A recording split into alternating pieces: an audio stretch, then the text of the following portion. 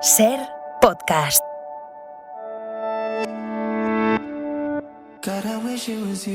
En la cadena Ser, la hora extra.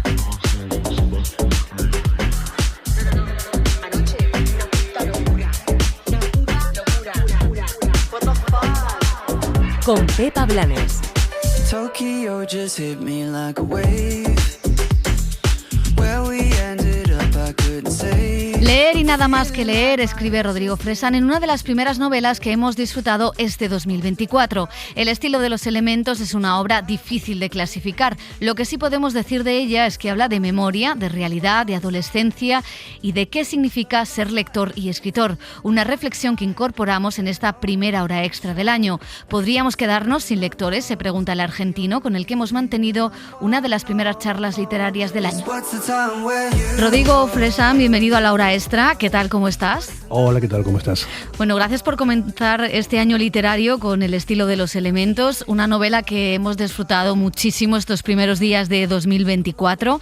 Es una novela que habla de muchas cosas. Ahora vamos a desgranar todo ello, pero habla sobre la infancia. No sé si todas las novelas hablan de la infancia, pero esta especialmente un poco más. Bueno, yo creo que la vocación literaria, salvo muy contadas excepciones que en realidad son realizaciones tardías de escritores, pero yo creo que son postergadas. Yo creo que es una vocación muy infantil, ¿no? Uno es en la infancia cuando dice cuando sea grande quiero ser escritor y es una vocación tan arriesgada como querer ser Batman o querer ser presidente o jugar en la selección de fútbol. Y bueno, yo tuve la suerte y el privilegio de poder concretarla, ¿no? Desde que tengo memoria quiero ser escritor. Pero sí, el libro hace bastante foco en la infancia y en la adolescencia, que es básicamente donde te ocurre todo, y el resto de tu vida son como variaciones sobre esas dos áreas, ¿no? Creo. Ojalá fueras Batman, también decimos, ¿eh? Ojalá Batman, tuvieras... bueno, el dinero preferiría ser Bruce Wayne más que Batman.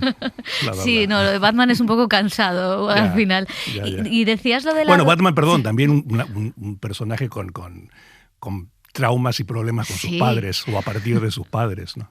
Totalmente, y de eso te quería preguntar, porque dices que la adolescencia, lo que pasa después son variables de esa adolescencia, y en la adolescencia es quizá el momento donde la relación con los padres se tuerce o empieza a verse desde otros ángulos, ¿no? Desde otras problemáticas. ¿Por qué te interesaba indagar en esa complejidad entre relaciones paterno-filiares? Bueno, es el tema, ¿no? Me parece. Quiero decir, todas las novelas tratan de hijos o de padres contados por hijos o de hijos contados por padres, ¿no? Todos los libros, desde la Biblia, ¿no? Incluso. Pero bueno, es un lugar interesante, y a mí me interesaba particularmente recuperar. Yo tengo un hijo adolescente ahora, y eso está un poco explicado al final del libro, en una larga nota de agradecimientos, donde muchas veces tus hijos actúan como cámara de resonancia hacia atrás, ¿no? Ves cosas en ellos que te recuerdan por afinidad o por oposición a tu propia edad, según la edad que va teniendo tu hijo, ¿no? Entonces me pasó un poco eso, y bueno, ahí hay algunos episodios. La novela no es autoficción, ¿no? Que es un género que a mí mucho no me interesa como tal, anunciado. A mí, quiero decir, me interesa la autoficción como puede ser David Copperfield de Dickens, o el Martin Eden de London, o el En busca del tiempo perdido de Proust, o más recientemente Los destrozos, ¿no? de Bret Easton Ellis. O sea, me gusta jugar con la propia historia.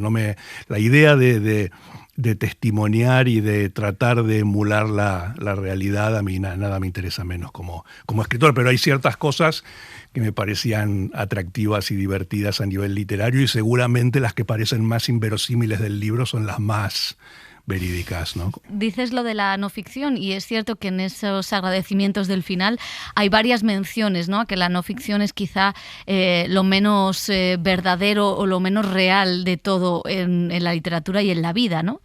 Sí, a mí me gusta mucho la frase esa de Nabokov, donde él dice que la palabra realidad debería escribirse siempre entre comillas, ¿no? En el sentido también de que es cierto que hay una realidad consensuada, para que no nos volvamos locos, ¿no? Donde yo te digo, bueno, esto es una silla y para ti va a seguir siendo una silla, pero también es cierto que esa silla para un carpintero va a ser algo diferente que para mí, para alguien con problemas de columna va a ser diferente que para mí, para alguien que trabaja de pie va a ser algo diferente para mí, ¿no? Entonces quiero decir, hay una sucesión de realidades y la tarea del escritor es un poco ecualizar eso, ¿no? Me parece. Y sacar los fantasmas, porque también se menciona que esta es una novela de fantasmas, que todas lo son de alguna manera. ¿Cuáles son esos fantasmas que has sacado? Bueno, el fantasma es la memoria, ¿no? Quiero decir, los fantasmas existen y son criaturas de la propia memoria de cualquier persona, no solo de escritores, ¿no? Tu pasado no deja de ser una especie de fantasma tuyo y tiene esa cosa un poco inquietante que cada vez es más amplio tu pasado y más pequeño tu futuro, ¿no? Y el presente, como todos sabemos, es un segundo, ¿no? Entonces, quiero decir, uno se descubre cada vez mirando más y con mayor interés y curiosidad hacia el atrás que hacia el adelante, ¿no? Oye, dicen que tu obra es como un edificio. ¿Qué habitáculo sería esta novela? Bueno, yo en realidad creo que todas mis novelas pueden ser el ático o el sótano, finalmente, ¿no? Entonces, y yo voy subiendo y bajando escaleras constantemente, áticos y sótanos muy, muy amplios, ¿no? Se entiende. Pero sí, me gusta la idea de considerar la obra como un todo y que los libros se vayan conectando. De hecho, bueno, para un lector mío un poco curtido, el libro está lleno de referencias a otros libros míos también, ¿no? Y a mis lecturas, ¿no? Quiero decir, si tú me preguntas de qué tratan mis libros, yo te podría decir de leer y de escribir. Todos mis libros tratan de eso, de un modo u otro. Y también de la paternidad y no sé, llamémosla hijitud, si quieres, no sé cómo se dice. Yo tampoco, pero hijitud me parece una palabra interesante. Y antes que hablábamos de la autoficción, de la no ficción, de la ficción, sí. Claro, yo no sé en este momento si tiene sentido hablar de géneros literarios, porque preguntar de qué van las novelas de Rodrigo Fresán es una pregunta difícil, como decías, y preguntar a qué géneros se adhieren también es una pregunta compleja. Yo no tengo mucha idea de cuál es la diferencia entre el género y entre la novela y el cuento. Bueno, es obviamente la longitud, el número de páginas, ¿no? Pero en tanto argentino y considerando que la vocación literaria es una de las pocas cosas de las que los argentinos pueden estar orgullosos por tradición, ¿no? No hay muchos motivos.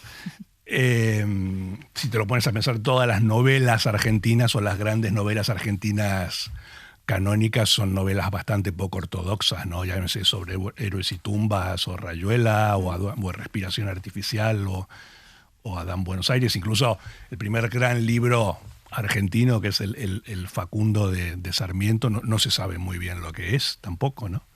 Y en ese sentido es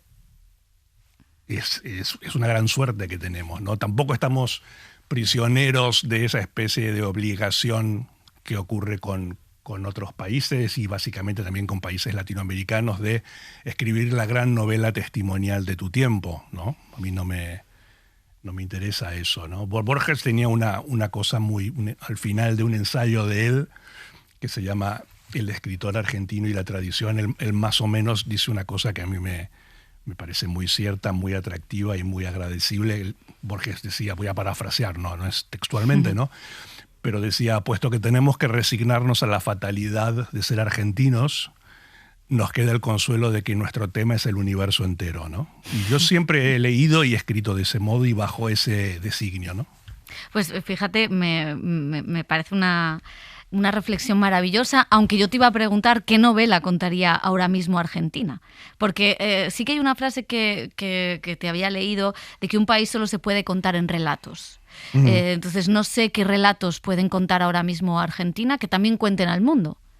No sé, hay que dejar que decante un poco el asunto, ¿no? De todas maneras, la Argentina siempre está como en un estado de magma volcánico en erupción, ¿no? No se queda, siempre toda foto va a ser movida y todo testimonio va a ser incompleto, ¿no? Es muy difícil apresarlo, ¿no?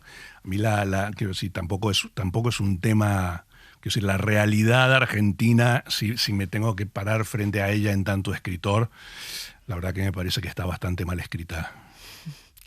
Decías lo de que todos tus libros hablan de ser lector y ser escritor, y hay una frase que me ha gustado mucho, que es: nos quedamos sin lectores o están leyendo otras cosas. ¿Es algo que te preocupa como escritor? Bueno, qué sé yo, es de algún modo, creo que le puede preocupar más a mi editor que a mí, ¿no? Yo escribo porque no sé hacer otra cosa y porque me gusta leer y escribir y a veces me señalan de una manera lo más cordial posible que mis libros son un tanto excesivos y demandantes para con el lector. Pero a mí me gusta la idea. Todas mis grandes lecturas me han demandado un cierto esfuerzo y he aprendido mucho a partir de ese esfuerzo, ¿no? La idea de que leer tenga que ser fácil o sencillo a mí siempre me pareció un poco extraña, ¿no? Y la idea de que también tengan que ser breves las cosas. A mí me gustan los libros largos. Cuando hay un autor que me gusta mucho, cuanto más largo mejor. Bueno, esto quiero decir que mi libro tiene más de 700 páginas.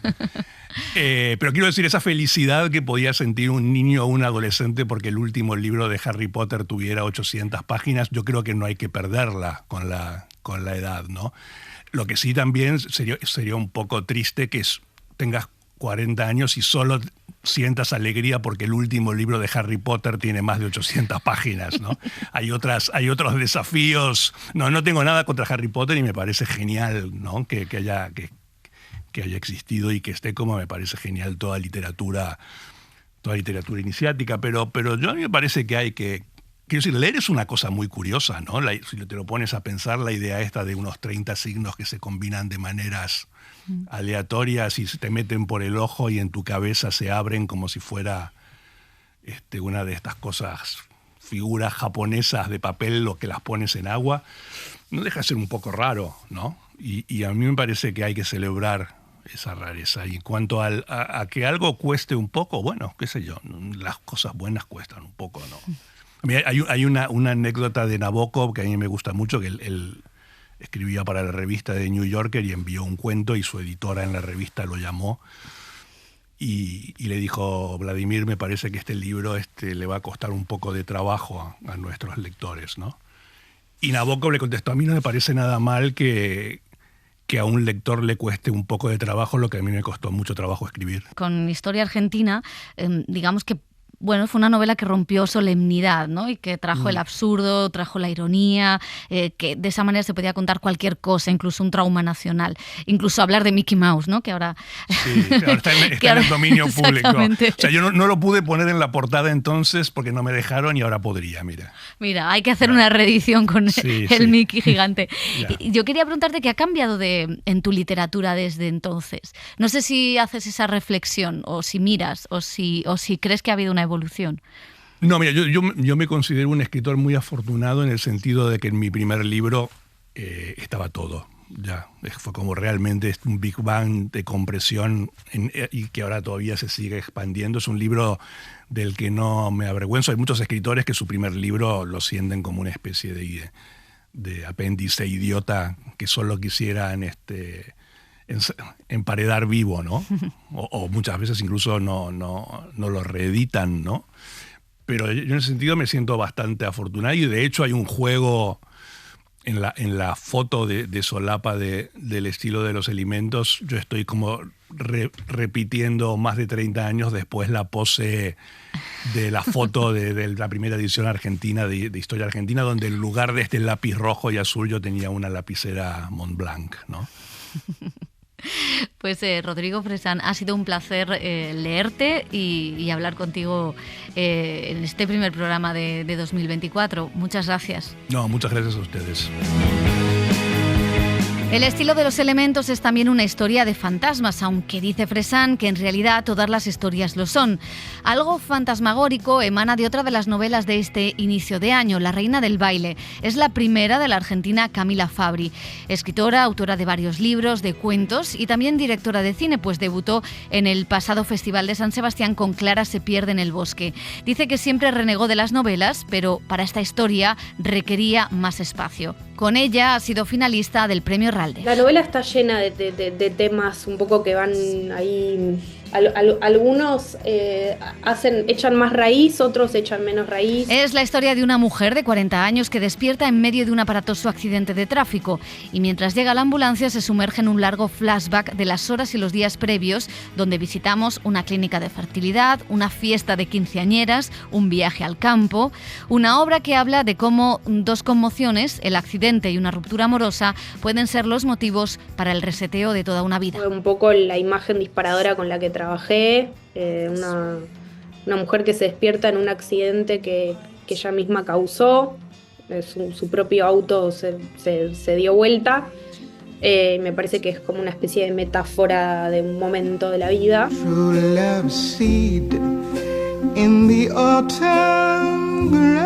La de Camila Fabri y Rodrigo Fresán son dos de las lecturas que les recomendamos para empezar este mes de enero, donde también vamos a poder leer a Joan Didion, a Lina Meruane, a Belén Gopegui y otro acontecimiento literario que es el regreso de uno de los maestros de la novela negra, Dennis Lehane. Autor de obras como Mystic River, vuelve a meternos en Boston, su ciudad, con Golpe de Gracia. Una historia nos cuenta sobre la segregación racial ambientada en 1974, que habla, dice el autor, de la intolerancia y el racismo. It's basically the division in the city between people who were authentically racist and didn't want African Americans in their community.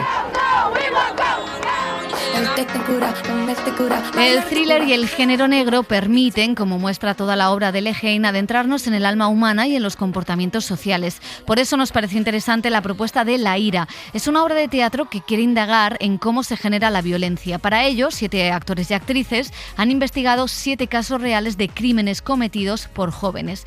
Esa investigación ha dado como resultado este texto que dirige José Martret. Alba Rico es una de las actrices que estará estas semanas en el Teatro Quique San Francisco. Pues uno de los primeros estrenos teatrales de los que vamos a hablar en la hora extra es La ira y tenemos aquí en el estudio a Alba Rico y a Albino Hernández. ¿Qué tal? ¿Cómo estáis? Muy bien, gracias por invitarnos. No, a vosotros por venir. Son dos de los protagonistas de este proyecto tan interesante que ahora nos contarán porque estamos aquí en esta entrevista bajo la atenta mirada de José Martret, el jefe de todo esto. ¿Qué tal? ¿Cómo estás? Hola, muy bien, encantado de estar aquí. No, es un placer teneros a los tres y contadnos, porque La ira es un proyecto que, bueno, ya se ha representado en algunos teatros, ahora llega al Teatro Quique San Francisco en Madrid y es un proyecto muy, muy curioso con 7 actores y actrices y 7 casos reales, cada uno estudia uno de ellos. ¿Cómo surge, cómo llegáis y cómo os juntáis los tres? A ver, empezamos por Alba. Sí, todo esto empieza con Raquel Pérez, formación actoral, que empezamos a hacer el curso con ella, que era la primera vez que ella abría su escuela y éramos básicamente los conejillos de Indias. También con gente joven empezamos a pensar que era de qué tema podíamos hablar, ¿no? Y mirando alrededor y mirando las noticias vimos que había muchos crímenes en ese momento que estaban perpetrados por gente joven y menores de edad. Así que nos pareció como un tema interesante para abordarlo, ¿no? Para ir investigando durante todos esos meses. Además, ellos, aunque Alba siempre se siente muy mayor, pero eran muy jóvenes en ese momento, entonces había que hablar. Yo también quería que ellos aportaran una visión de todo esto, entonces fue muy interesante porque ahí se abrió pues claro, todo un imaginario y toda una realidad, y desde el teatro documental pues hemos intentado poner un poco el foco en esa denuncia del incremento de crímenes que ha habido por parte de los jóvenes y como ellos han dicho, empezamos en 2018 y ahora mismo en 2023 ese número se ha triplicado. Ostras. No, la verdad es que es apabullante porque, claro, sois actores y actrices, pero os habéis adentrado, que normalmente cuando tenéis un papel, pues os adentráis en la historia de ese personaje, que a veces pues puede ser muy divertido, pero a veces puede tener ahí unos traumas que supongo que al actor o a la actriz también le revuelven por dentro. En este caso, son crímenes reales. ¿Cómo ha sido para cada uno de vosotros adentraros en estas historias?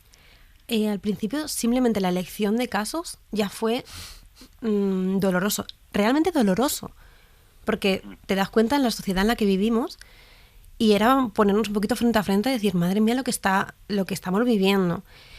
la mayoría dejó de comer una temporada, nos pusimos malos. Yo me enfadaba, no quería trabajar este tema porque me movía cosas que me eran muy desagradables.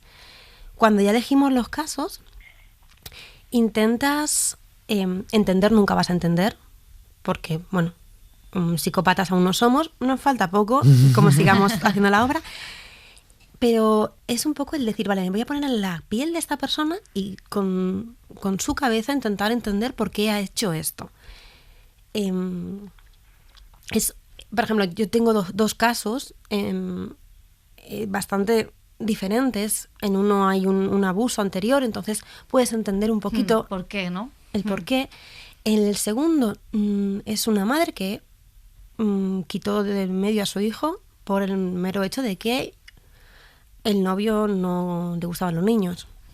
Entonces dices, buah, va a ver cómo entendemos esto. Entonces, bueno, por suerte tuvimos detrás nuestro a psicólogas, abogadas, criminólogas, historiadores, terapeutas familiares, que nos ayudaron un poco a, con nuestras cabezas, intentar meternos en ellos, ¿no? Sí, porque al fin y al cabo nuestra labor ha sido, creo, lo más complicado, darle verdad a todo esto, darle sentido de realidad, porque evidentemente no vamos a entender nunca, pero nosotros tenemos que hacer el trabajo de construir la línea mental del personaje y de algún modo darle algún sentido, porque ¿cómo te explicas que un chico bien, que tenga más o menos la vida resuelta, con una familia aparentemente estructurada, acabe con la vida de toda su familia aquí en España?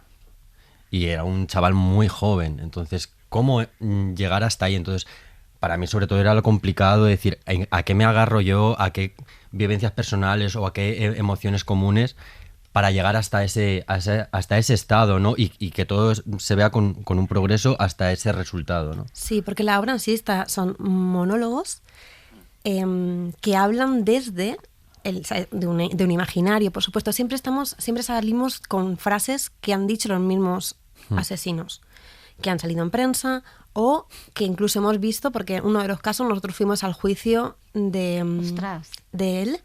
Gracias a su abogada pudimos entrar y nos fuimos todos al juicio. Entonces, eran frases que escuchamos en el juicio o bien habíamos leído. De ahí ya, con esas frases, que fuimos creando los monólogos. Entonces, nosotros siempre hablamos desde la primera persona del asesino, nunca desde las víctimas. Entonces, igual que tú en escena, nunca vas a ver nada. Ahora, a veces nuestra imaginación es mucho peor de lo que tú puedes ver.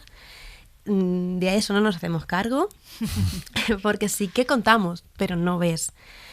Pero siempre es desde la primera persona del asesino. Creo que vivimos un poco de disociación, ¿no? De esa libertad de estar escribiendo, ¿no? En base a testimonios reales de interrogatorios o frases reales de los juicios o cosas reales que se dijeron las personas antes de que fueran personajes, ¿no? A entorno y familiares. Es que en el caso de Albino, el personaje de Albino fue el que fuimos a ver al juicio. Entonces, que tú puedas ver el juicio de la persona a la que vas a interpretar y tienes que contar lo que ha hecho, creo que el regalo más grande lo ha tenido Albino en este caso, porque eso nadie lo tiene. O sea, no solo puedes conocer a la persona que tú estás interpretando. Y vosotros como actores, porque al principio decía Alba que había un tiempo en el que estabais malos, no queréis comer, ¿no? Que era difícil. ¿Habéis aprendido también eso en el proceso? A salir del personaje, a dejarlo, a separar al actor del personaje y de todo ese trauma que el personaje lleva consigo. ¿Es uno de los aprendizajes que os lleváis de este trabajo? Sí, lo que pasa es que ahora tenemos un humor negro demasiado... Demasiado negro. Sí, yo ahora digo cosas... Vaya. Claro, que estoy consciente, cuando estoy con mis compañeros puedo decirlas, pero en el resto de la sociedad no. Nos hemos, creo que... inmunizado un poco, ¿no? Hemos hecho callo. Entonces, no sé si eso nos ha hecho... Es que ha sido bastante tiempo, ¿no? Y también desde que empezamos y desde que estrenamos y dimos gira y todo, yo sigo encontrando aspectos nuevos de los dos personajes que hago y sigo viendo cosas y digo... No había pensado que este ruso o este brasileiro pueden... A ver, pasado por aquí, ¿no? Y creo que también en el teatro lo que ocurre es que interpelas de otra manera al espectador. La hora extra. En 2024 celebramos el centenario de dos de los escultores más destacados del siglo XX, Antoni Caro y Eduardo Chillida. Conocido y reconocido por sus trabajos en hierro y hormigón, Chillida continuó el legado, de alguna manera, de Pablo Picasso en esa búsqueda de la abstracción, también en la escultura, lo que lo convirtió en un artista internacional. A su obra y también a los actos que habrá en torno al centenario nos acerca Eva Monente desde Radio San Sebastián. Fue uno de los artistas españoles más universales e influyentes del siglo XX. Con sus raíces en el País Vasco, sus manos abrazaron los horizontes de todo el mundo, transformándolos en lugares únicos para el encuentro de la sociedad. Ahí están El peine del viento, en lucha con el agresivo mar Cantábrico, o El elogio del horizonte en Gijón. Y junto a ellas, el guiño al vacío del péndulo para la abadía francesa de Beaulieu, el Avestigo Gora 5 de Houston, Berlín en la Cancillería alemana, la estela a Pablo Neruda en Teherán o el homenaje a Hokusai en Tokio, por citar solo algunas de sus esculturas. Se van a cumplir el próximo 10 de enero 100 años del nacimiento de Eduardo Chillida y los actos programados con tal motivo serán la ocasión perfecta para difundir no solo su obra, sino también sus valores y aportaciones a la historia del arte contemporáneo. Es Luis Chillida, hijo del escultor y presidente de la Fundación Chillida Belzunce. Este centenario, que en el fondo es celebrar la vida, celebrar esa vida de 100 años en la cual nuestro padre se ha ido, pero nos queda esa obra que está presente aquí mismo. Pues tenemos, como ha dicho, venga, en El peine, la obra de Rafa, el homenaje a Fleming, las esculturas de San Sebastián o en Bilbao, en todas partes del mundo. Yo creo que ese acceso, ese interés de nuestro padre por la obra pública, la obra que fuese de todos. Él solía decir que lo que es de uno es casi de nadie. Pues efectivamente, ¿de quién son estas obras? Son de todos. Las celebraciones comenzaron hace ya unos meses y entre las iniciativas principales está el Universo Maeg en Chillida Leku, una exposición que propone un diálogo entre las obras del artista donostiarra y de otros como Alberto Giacometti, Pablo Pazuelo, Antoni Tapies, Joan Miró o Marc Chagall. Isabel Maeg es nieta del histórico marchante. Lors de l'inauguration de la Fondation, il y avait surtout une grande partie qui était consacrée à Chagall, Bonnard, les grands artistes du siècle. Por supuesto, en esa inauguración del 64 había artistas consagrados como Chagall, Bonnard, estaban también allí los grandes artistas del siglo XX, pero ellos querían también enseñar a los jóvenes artistas, ¿no? Mostrar a Chillida, mostrar a Riopel, mostrar a Palazuelo, y era una apuesta fuerte de la Fundación enseñar a esos artistas que esos son los artistas que querían mostrar, esos son los artistas que querían defender y es con los artistas con los que querían trabajar. En tant que galerie, nous les montons en tant que musée. El programa completo recoge exposiciones, música, educación y pensamiento. Son muchas las aportaciones que está recibiendo la Fundación. Uno de los momentos más emotivos tendrá lugar el próximo 10 de enero, coincidiendo con el nacimiento del artista y ante su escultura más emblemática, El peine del viento de San Sebastián. Y hemos escuchado a los hijos de Chillida, vamos a escuchar ahora al hijo de Mark Rothko, el pintor estadounidense que nació hace 120 años. Con motivo de este aniversario, su hijo comisaría una exposición en la Fundación Louis Vuitton de París. Con él ha hablado nuestro corresponsal en Francia, Vicens Batalla. La Fundación Louis Vuitton de París se convierte hasta la primavera que viene en el refugio de las obras abstractas y meditativas de Rothko, el pintor de los cuadros monocromáticos. Presentada como la mayor exposición del artista estadounidense nacido en lo que hoy es Lituania, jamás presentada en Europa, cuenta con 115 obras que se van agrandando a medida que se recorre la muestra cronológica en las 10 galerías y 3 plantas y que va desde los años 30 del siglo pasado a 1970, cuando se quitó la vida a los 66 años. Figura de este expresionismo abstracto que subvirtió los códigos de la académica pintura en Estados Unidos y convirtió a Nueva York en el centro neurálgico del arte contemporáneo, Rothko aparece ahora como una salvaguarda en un mundo tan amenazante como el de la Guerra Fría. Junto a la veterana conservadora francesa Suzanne Paget, su hijo Christopher Rothko se ha encargado de comisariar la exposición. Y este doctor en psicología nos selecciona 5 obras representativas en un vídeo editado por el propio museo. La primera de su primigenia época figurativa, pintura más desconocida. Muchos ignoran que mi padre fue un pintor figurativo durante casi 20 años. Uno de sus últimos cuadros figurativos fue un desnudo de 1938 o 1939. Este periodo marcó toda su vida. Incluso más de 20 años después de su evolución hacia la pintura abstracta, este desnudo estaba colgado en la habitación de mis padres. A mi madre le gustaba particularmente el cuadro, al que llamaba La chica con el trasero puntiagudo. Mark y la ilustradora Mary Alice Beasley Mell, su segunda esposa, se conocieron en 1945 y tuvieron a Kate y Christopher Rothko. Esa época marca un cambio hacia una pintura más simbolista por influencia de los surrealistas. El cuadro Slow as Well at the Edge of the Sea, Remolino lento al borde del mar, procedente del MoMA de Nueva York, es representativo de este periodo. Esta otra pintura fue muy importante para mis padres. Es el primer cuadro que mi padre vendió en su madurez artística. Formaba parte de la colección de un gran museo, pero mi padre lo cambió por un cuadro posterior para recuperarlo. Se encontraba en el salón cuando yo era pequeño. Lo pintó poco después de haber conocido a mi madre. Los representa a los dos de pie en la playa, uno al lado del otro. Quizás no de pie, sino bailando.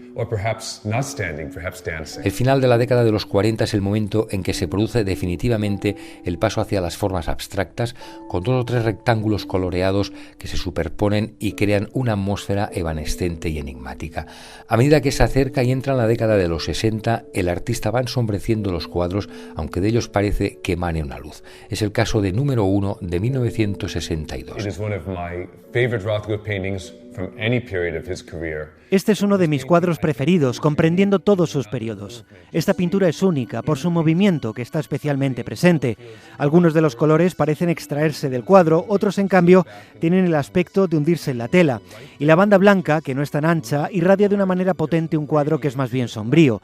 Es como una misteriosa luz que nos lleva mucho más allá de los límites del cuadro, hacia un lugar que nos interroga muy directamente.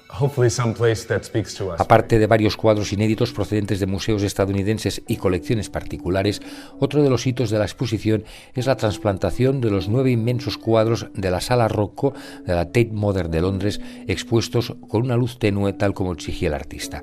Aproximándose al final de sus días, su obra aún se oscureció más, jugando con unos intensos negro y gris, como el encargo para la sede de la UNESCO en París, que debía mostrarse al lado de una de las esculturas alargada y delgada de Giacometti y que no se llegó a concretar, aunque se confrontan aquí. Y en este 2024 también celebramos otro centenario, el del poeta valenciano Vicent Andrés Estellés. Suyo es uno de los versos que podrían o que deberían guiarnos en este nuevo año. Habrá un día en el que no podamos más y entonces lo podremos todo.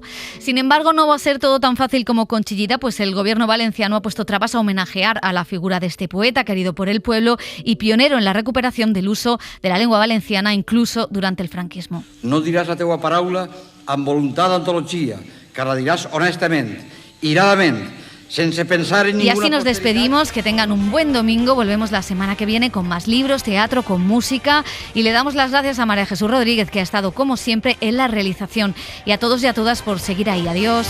La vida és un matí de cada dia, quan et passava a recollir una caputxa negra, texans amples, un mural descolorit. Suscríbete a La Hora Extra. Todos los episodios y contenidos adicionales en la app de Cadena SER y en nuestros canales de Apple Podcast, Spotify, iVoox, Google Podcast y YouTube. Escúchanos en directo en la SER los domingos a las 7:30 de la mañana. Cadena SER. La radio.